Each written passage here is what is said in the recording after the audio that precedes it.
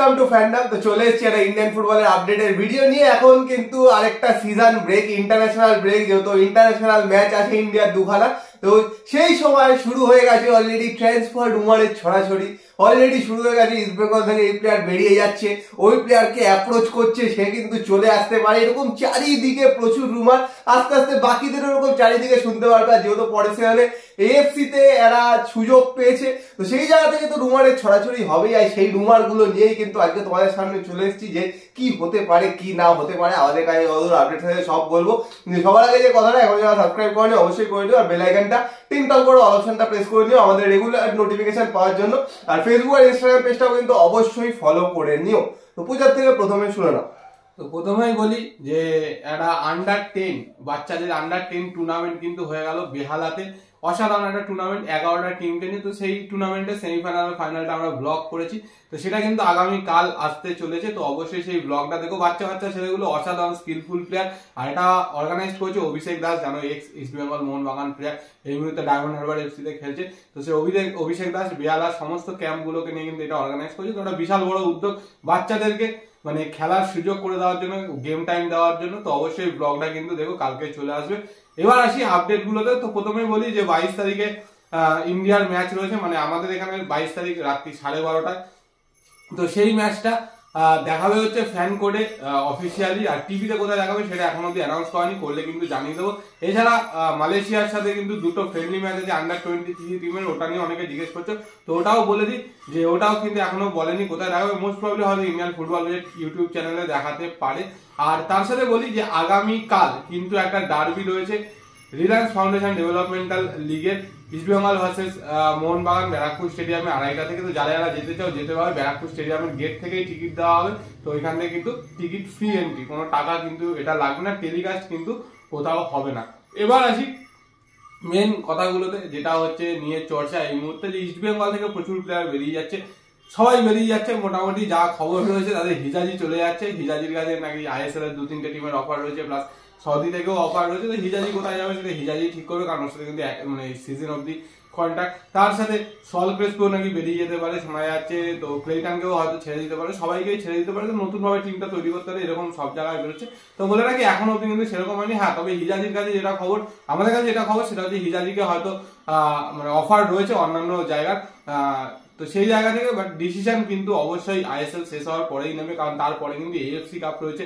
সেইখানে কিন্তু এই টিমটাকে ধরে রাখতে হবে, সল হিজাজি বা তার সাথে যদি কিছু ভালো ভালো বিদেশি ইনক্লুড করতে হয়, তো টিমটা কিন্তু অবশ্যই স্ট্রং হবে। তো দেখা যাক, আশা করা যায় যে এই টিমের যারা ভালো পারফর্ম করেছে তাদেরকে কিন্তু রেখে তার সাথে অ্যাডিশন করা হবে, স্পেশালি ইন্ডিয়ান প্লেয়ারদের।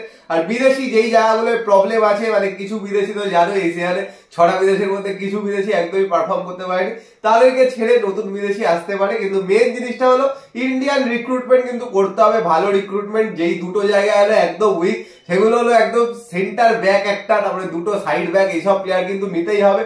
মিডফিল্ডে একজনকে নিতে হবে, যেহেতু মিডফিল্ডে কিন্তু কোনো ক্রিয়েটিভ ইন্ডিয়ান প্লেয়ার নেই, যারা সবাই কিন্তু ডিফেন্সিভ ইন্ডিয়ান প্লেয়ার। তো সেই জায়গা থেকে এই জায়গাগুলো রিক্রুটমেন্ট তো করতেই হবে। ডেভিডের সাথে আগে দেখেছো কথা বলে রেখেছে, প্রি কন্ট্রাক্ট করে রেখেছে, কিন্তু মোহামেডানও কিন্তু টপে আছে। মোহামেডান কিন্তু পরের সিজনে মোস্ট প্রবাবলি আইএসএল খেলছে। তো সেই জায়গা থেকে ডেভিডকে পাওয়া কঠিন হবে। অন্যান্য প্লেয়ারদের দিকে নজর আছে, এখন চারিদিকে শুনতে পাচ্ছ, আগে আমরাও বলেছি রুমারের ছড়াছড়ি এখন, যে অনেক প্লেয়ারের দিকে নাকি নজর রেখেছে। কিন্তু এই যে পুচে এরা বললো হিজাজি বেরিয়ে যেতে পারে, সাউল বেরিয়ে যেতে পারে, এগুলো কিন্তু এখন একদম ইনিশিয়াল জল্পনা চলছে। এখনো অফার আছে, বেরিয়ে যেতে পারে, ছেড়ে দিতে পারে, তো অনেক জল্পনা চারিদিকে। তো এখনই কিন্তু কিছু হয়নি, কিন্তু আস্তে আস্তে কিন্তু শুনতে পাবে যে নতুন বিদেশিদেরও অ্যাপ্রোচ করছে, ইন্ডিয়ান প্লেয়ারদেরও অ্যাপ্রোচ করছে। কিন্তু আইএসএল এ যদি পরের সিজনে ভালো পারফর্ম করতে হয়, মেন জিনিস কিন্তু ভালো ইন্ডিয়ান প্লেয়ার রিক্রুট করতে হবে। আর ও যেটা বললো ডেভিডের কথা, হ্যাঁ ডেভিডের যা পারফরমেন্স, যদি ডেভিডকে নিতে চায় তাহলে কিন্তু যথেষ্ট কাঠখড় পড়ে যাবে। প্রি কন্ট্রাক্টটা কোনো ইস্যু না, ঠিক আছে। মোহামেডান আজকে খেলা রয়েছে মোহামেডানের 4:30 থেকে নেরোকার সাথে, যদি আজকের ম্যাচটা জিতে যায় মোটামুটি ধরে নাও যে আই লিগ চ্যাম্পিয়নই হচ্ছে। তো সেই জায়গা থেকে তারাও চাইতে পারে যে ডেভিডের মতো একটা প্লেয়ারকে রেখে দিতে, প্লাস ইন্ডিয়ান ন্যাশনাল টিমের কোচও ওর প্রশংসা করেছে। তো সেখান থেকে কিন্তু যথেষ্ট কাঠখড় পোড়াতেই যাবে। এছাড়া আরো বেশ কিছু প্লেয়ারের সাথে তো কথা বলছে, এরকম এর আগে বলছি সুরেশ সিং ওয়াংজাম একটা রয়েছে, বাট ওর সাথে বেঙ্গালুরু কন্ট্রাক্ট হয়েছে।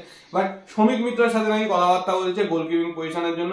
বাট শ্রমিক মিত্র গত বছর কিন্তু খুব ভালো খেলেছিল চেন্নাইয়ের হয়ে প্রচুর দিন, প্রত্যেকটা ম্যাচ খেলেছিল, দেবজিৎ সুযোগ পায়নি। এবছর কিন্তু দেবজিৎ কন্টিনিউ সুযোগ পাচ্ছে, শ্রমিক মিত্র পাচ্ছে না। আর শ্রমিক মিত্র কিন্তু এক সময় ইস্ট বেঙ্গলের যেই উত্তরবঙ্গে যেই একাডেমি রয়েছে সেখান থেকে কিন্তু উঠে এসেছিল। তো শ্রমিক মিত্রকে কিন্তু অ্যাপ্রোচ করেছে, এটা কিন্তু একদম জেনুইন খবর, কারণ গোলকিপার একটা নিতে পারে, কামাজিকে মোস্ট প্রবাবলি হয়তো ছেড়ে দেবে। তো সেই জায়গা থেকে এবং কিছু ইয়ং প্লেয়ারের সাথে সাইড ব্যাক সেন্টার ব্যাক পজিশনে, তার মধ্যে অ্যালেক্স সাজির সাথেও কথাবার্তা বলছে, এরকম কিন্তু শোনা যাচ্ছে।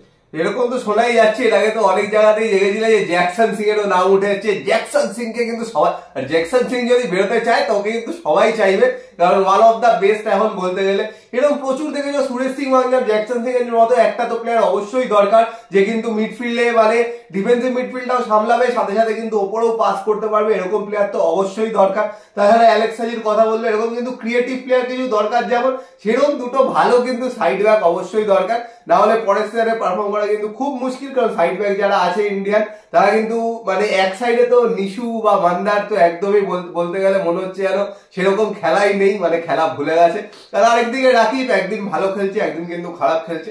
সেই জায়গা থেকে রিক্রুটমেন্ট কিন্তু খুব ইম্পর্টেন্ট, মানে এখন থেকেই যদি অ্যাপ্রোচ না করে, এখন থেকে যদি কথাবার্তা বলে সব ঠিক না করে, সিজনের শেষের অপেক্ষা করে, তাহলে কিন্তু যথেষ্ট মুশকিল হতে পারে। কারণ সিজনের শেষের অপেক্ষা করলে তার আগেই দেখবো অন্যান্য টিমরা কিন্তু অলরেডি তুলে নেবে। বিদেশি আনতে কিন্তু সিজনের শেষে প্রবলেম নেই, কারণ বিদেশি পুরো ওয়ার্ল্ড জুড়ে আছে, যে কোনো জায়গা থেকে ভালো বিদেশি পিক করে আনতে পারে। ইন্ডিয়ান প্লেয়াররা কিন্তু লিমিটেড, তো সেই জায়গা থেকে এখন থেকে যদি অ্যাপ্রোচ করা না শুরু করে তবে কিন্তু যথেষ্ট মুশকিল হতে পারে। তো মোটামুটি এইগুলোই তো আপডেট ছিল, এছাড়া নতুন আপডেট আপাতত এই মুহূর্তে কিছু নেই। তো মোহনবাগানের এই মুহূর্তে কোনো খবর নেই, কারণ মোহনবাগানের নতুন কে আসে, নতুন কে যাচ্ছে এরকম। তবে যতদূর শোনা যাচ্ছে যে দিমিত্রির সাথে এবং জনি কাউকো, এই দুজনের সাথে কিন্তু কন্ট্রাক্ট এক্সটেনশন করতে পারে। কিন্তু এখানেও একটা সমস্যার বিষয় আছে, যদি নতুন কোচ তারা নিয়ে আসে, হাওয়াজকে না রেখে যদি নতুন কোচ আসে, সে কিরকম মেন্টালিটি হবে, কিরকম তার ফরমেশন থাকবে, সেটার উপরেও কিন্তু ডিপেন্ড করবে। তবে যতদূর খবর জনি কাউকো এবং দিমিত্রি দুজনেই কিন্তু থাকে, আর বাকি বিদেশিদের খবর আপাতত জানি না। আর বিদেশিদের নিয়ে ইস্ট বেঙ্গলে কিন্তু রুমার ছিল দিমিত্রি দিয়াবেন্তিকসের প্রতি নাকি ইন্টারেস্টেড ইস্ট বেঙ্গল, যে এইগুলো কিন্তু একদমই ওয়াইড রুমার। তারপরে জুয়ান মিরাকের আগে আবার ফিরিয়ে আনতে পারে ইস্ট বেঙ্গল। তো বলে দিই, বিদেশির যে রুমার গুলো শুনছো এগুলো পুরোপুরি এখনো অব্দি ওয়াইল্ড রুমার, এগুলোর কোনো সত্যতা নেই। মানে কেউ একটা পেরেছে, ছড়িয়ে দিয়েছে, সেটাই কিন্তু শেয়ার হচ্ছে চারিদিকে, আর সেগুলোই তোমাদের কাছে পৌঁছাচ্ছে। বিদেশি নিয়ে কিন্তু এখনো সেরকম কিছুই হয়নি, তো ওগুলো সিজন শেষেই হবে। কিন্তু ইন্ডিয়ান প্লেয়ারদের অবশ্যই অ্যাপ্রোচ করতে হবে, আর হয়তো অ্যাপ্রোচ করছেও, সেরকম খবর হয়তো বেরোচ্ছে না। আগেও দেখে যখন রিক্রুটমেন্ট কিন্তু হয়েছে তখন কিন্তু এবার সেরকম ইস্ট বেঙ্গলের খবরগুলো বেরোয়নি। তো দেখা যাক, কিন্তু যেটা বারবার বলছি, strong defensive midfielder, strong side back, এগুলো কিন্তু নিতেই হবে। আর ওপরের প্লেয়ার তো আস্তে আস্তে রিক্রুট করতে হবে। ওপরে যদিও বিষ্ণুর মতো প্লেয়ার যেহেতু পেয়েছে, সায়নের মতো প্লেয়ার পেয়েছে, অনেকটাই কিন্তু ওপরটা ঠিকঠাক আছে। কিন্তু মিডফিল্ড আর সাইড ব্যাক স্পেশালি, আর লালচুংডুঙ্গারও দেখেছো ইঞ্জুরি হয়েছে, সেই ইঞ্জুরি থেকে কবে ফিরবে কেউ জানে না এখনো অব্দি। তো সেন্টার ব্যাকও কিন্তু অবশ্যই দরকার। তো তোমাদের কি বক্তব্য? চারিদিকে যে নামগুলো ছড়িয়ে আছে সেগুলোর মধ্যে কি কেউ আসতে পারে? তোমাদের কি মনে হচ্ছে? আর তারা আসলে কতটা ভালো হবে ইস্ট বেঙ্গলের জন্য? শুধু মানে পরের সিজনে এএফসি না, আইএসএল ও কিন্তু একটা লম্বা লিগ, তো সেই জায়গা থেকেও দেখতে হবে। তো অবশ্যই সেগুলো কমেন্ট বক্সে কমেন্ট করে জানিও। আর ভিডিওটা পছন্দ হলে লাইক করে দিও, শেয়ার করে দিও, চ্যানেলটা অবশ্যই সাবস্ক্রাইব করে দিও, বেল আইকনটা টিং টং করে দাও ওগুলো নোটিফিকেশন পাওয়ার জন্য। তো চলো এখনের জন্য টাটা।